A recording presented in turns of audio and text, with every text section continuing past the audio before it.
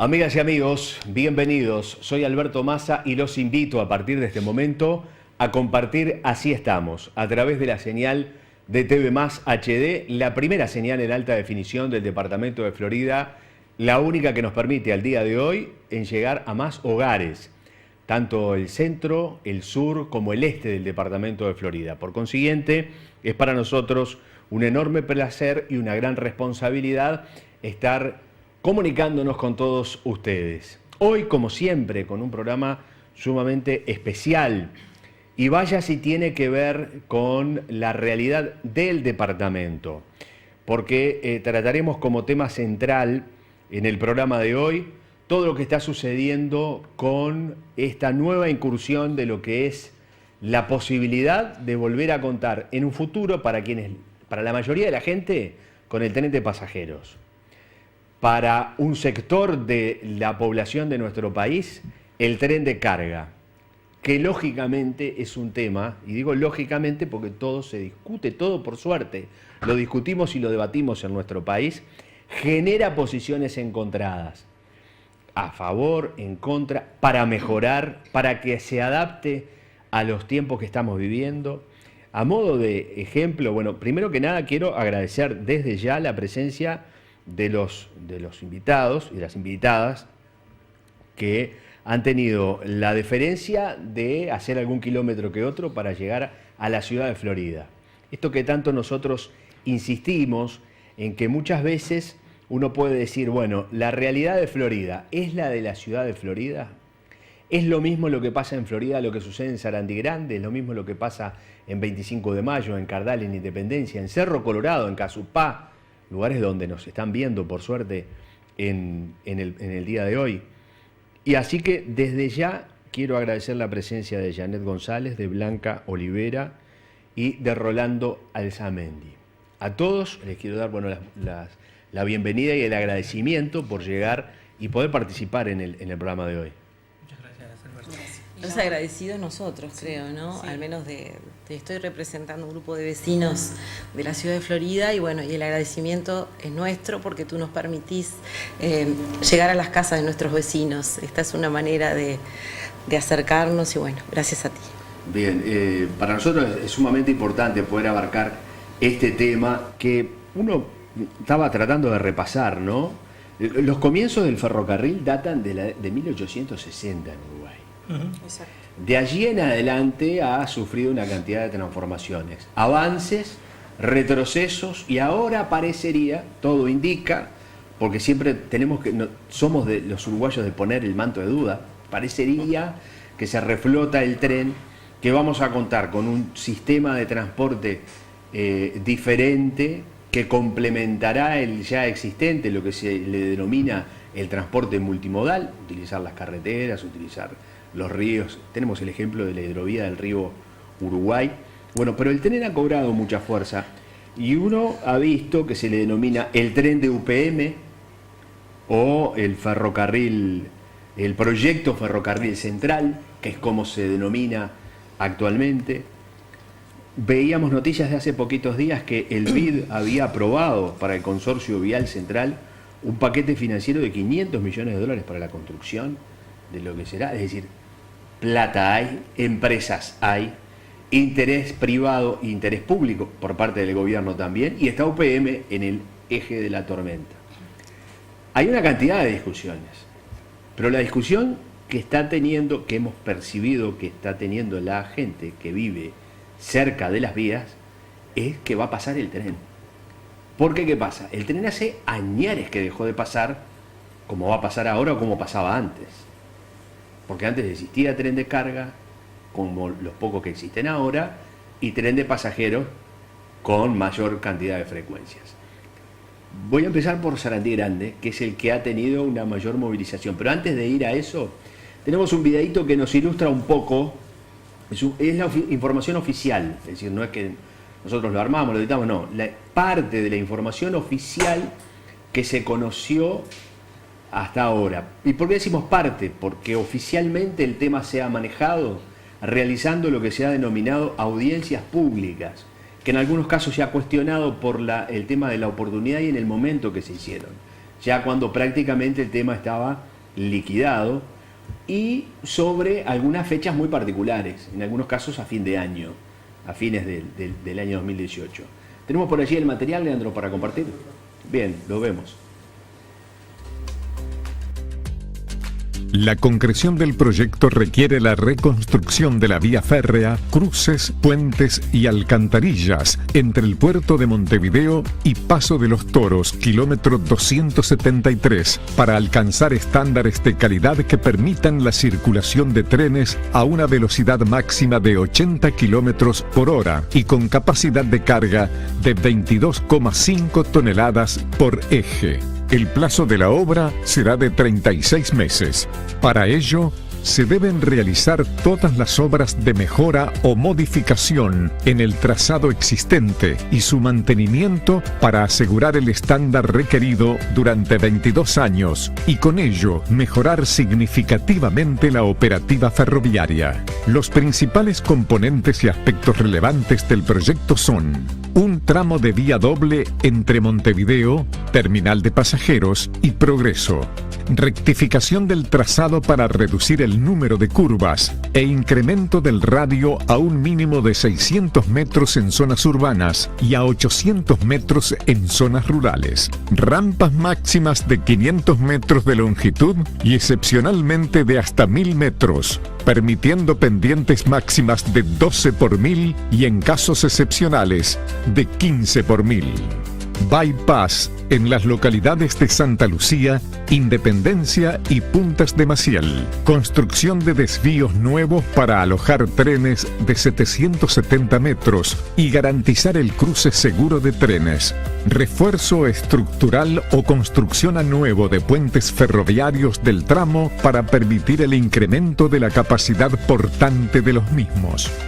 Se mantendrán las conexiones ferroviarias a silos de granos, plantas industriales y otros generadores o lugares de acopio de carga en el área de influencia del proyecto. Se continuará prestando el servicio de pasajeros en el área metropolitana de Montevideo. Se mejorará la seguridad de circulación, en particular se han proyectado cruces en desnivel y los pasos a nivel serán protegidos con barreras automáticas y señales fonoluminosas. Durmientes de hormigón con sujeción elástica. Riel continuo soldado de 54 kilogramos por metro, una capa de balasto de 30 centímetros de espesor debajo del durmiente, constituyen la estructura básica del nuevo tramo de vías férreas. Además de la estructura, se realizarán cambios en el trazado, reduciendo la cantidad de curvas de las actuales, pasando de 122,8 kilómetros de desarrollo en curva a solamente 83,2 kilómetros, equivalente al 68%. Sumado a esto, los bypass proyectados terminan acortando la longitud total del tramo en 8 kilómetros. Otro componente importante del proyecto es que se realizará el refuerzo estructural de los puentes grandes, Arroyo Canelón Grande, Río Santa Lucía, Río G y Río Negro, mientras que el resto de los puentes, que alcanza a unos 33, se construirán nuevos. Bien, este es un fragmento de un video que dura mucho más tiempo y que tiene otros aspectos, los aspectos económicos, por ejemplo, que son los que se planteaban en este spot en particular, que es del Ministerio de Transporte y Obras Públicas, cuando se hacía el llamado a las empresas y allí se establecían estos aspectos. Cabe mencionar que ustedes lo habrán escuchado, dentro de los aspectos técnicos se manejaba lo que será las nuevas vías, cómo se van a construir, el tipo de obra que se va a hacer, pero no se menciona el tema del tren de pasajeros. Es decir, es una posibilidad que el tren de pasajeros vuelva con la normalidad que tenía antiguamente o con la normalidad o los servicios que requieran los tiempos actuales.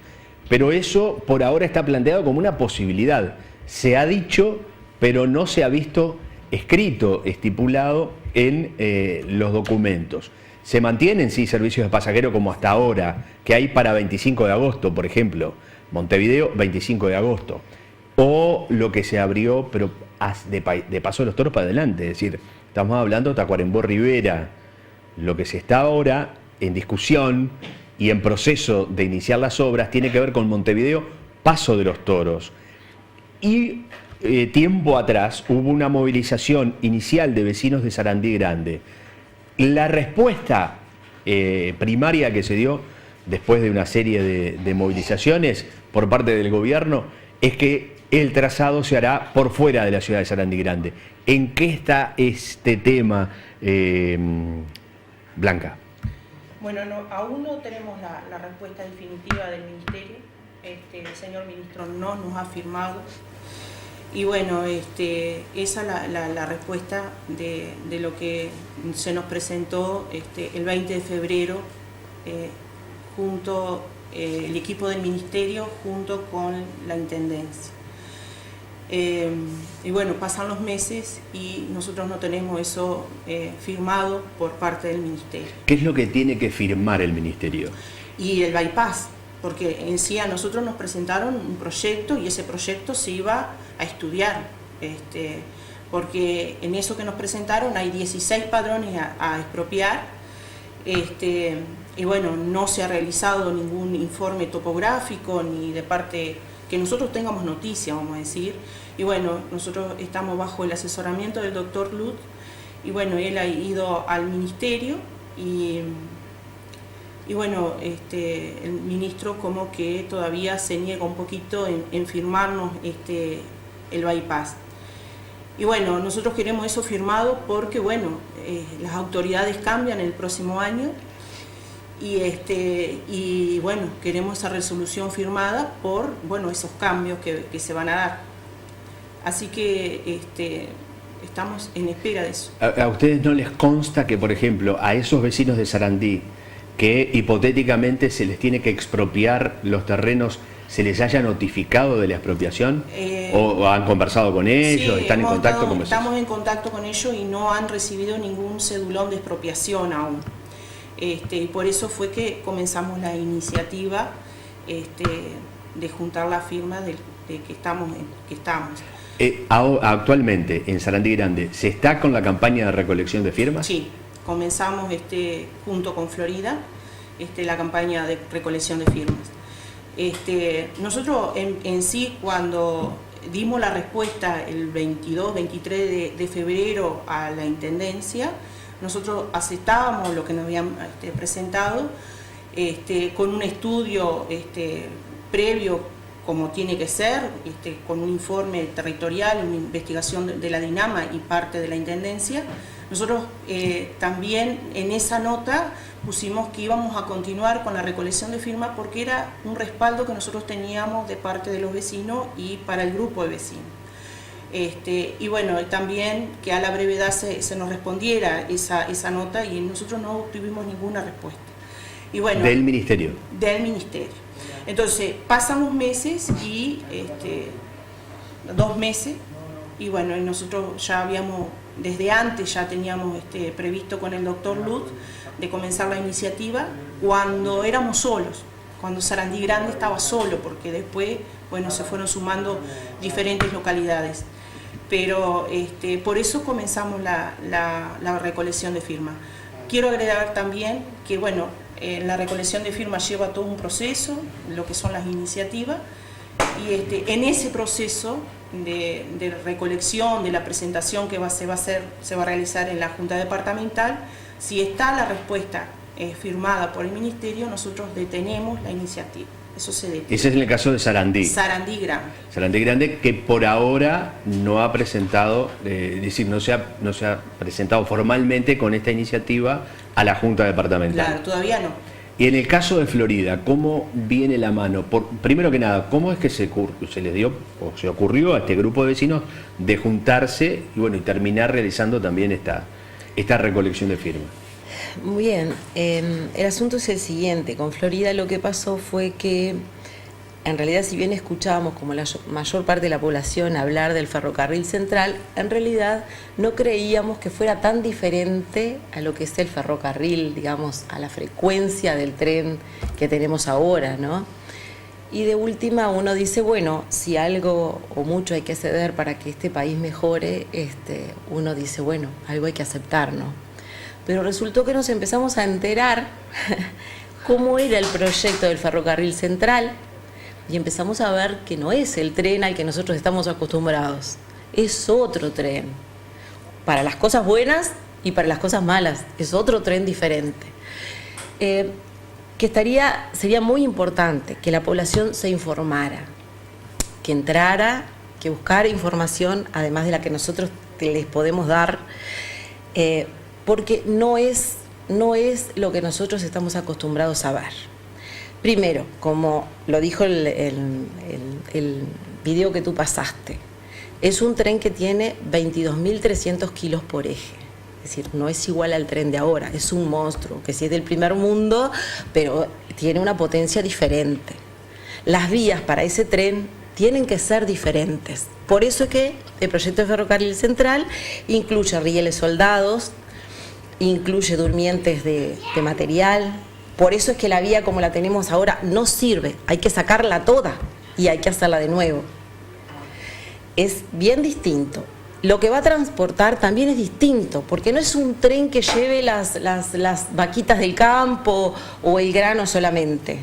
Es un tren que va a traer pasta de celulosa desde la planta de UPM y día por medio, porque lo dijo la gente del Ministerio de Transporte cuando nos dio la información, va a ser un tren con productos químicos. Bien, nos dicen, los productos químicos ahora también pasan por la carretera, pero es un camión. No va a ser un tren de productos químicos lo que pasa ahora por la carretera. Nada que ver una cosa con la otra, ¿verdad? Es muy distinto. Entonces, cuando empezamos a ver todo eso, dijimos, la gente no sabe lo que nos va a pasar, como no sabíamos nosotros.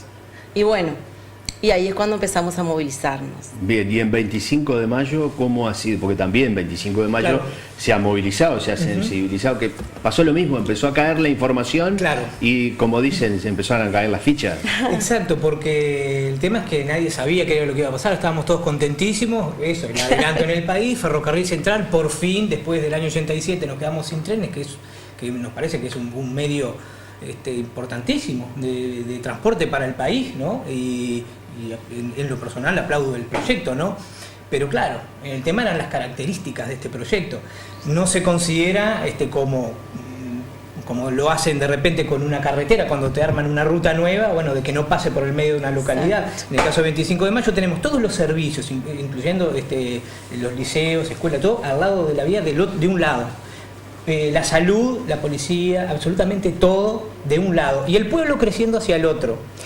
Una anécdota, hace unos cuantos años, cuando me tocó ser parte de la Junta Local de 25 de mayo, un día se nos ocurre plantar árboles para hermosear el parque de AFE, porque tenemos un proyecto también proyectos culturales, cosas que van a quedar ahí, ¿no?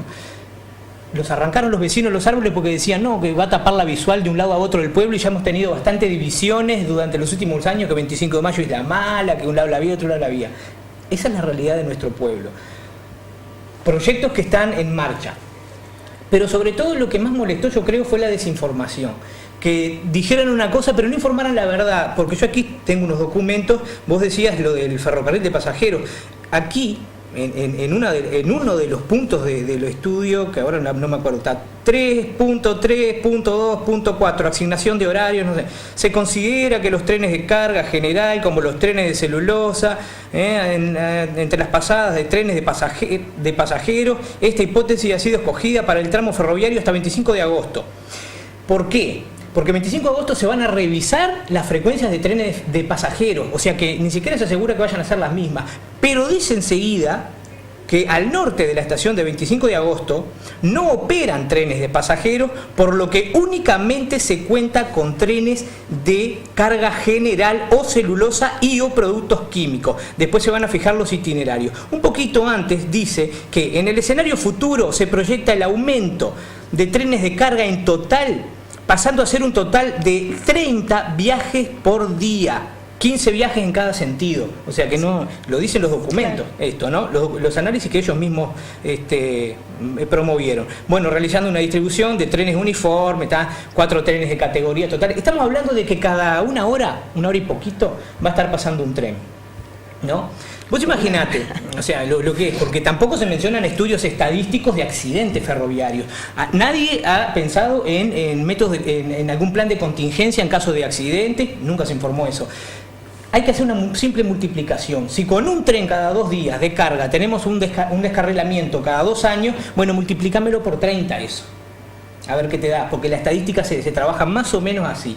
Números más, números menos. O sea, es de esperar que pasen cosas, pero en ese caso lo que no queremos es que nos dejen sin circulación interna en un pueblo que lo va a dividir mucho más.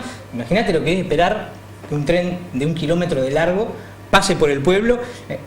Todos los resucitadores del pueblo están de un lado de la vía. Se pueden poner más, pero que te dé un ataque de aquel lado, bueno, espera 10 minutos. ¿Cuánto es el tiempo de vida que tenés después de un ataque al corazón? Por bueno, cada minuto para es una bobada, pero es serio. No es una bobada. No, interesante el detalle. Y vamos a seguir hablando después de una pausa que tengo que hacer ahora. Dale. Una breve pausa. Amigas y amigos, como ven, el tema ya se plantea interesante y para la polémica, lógicamente.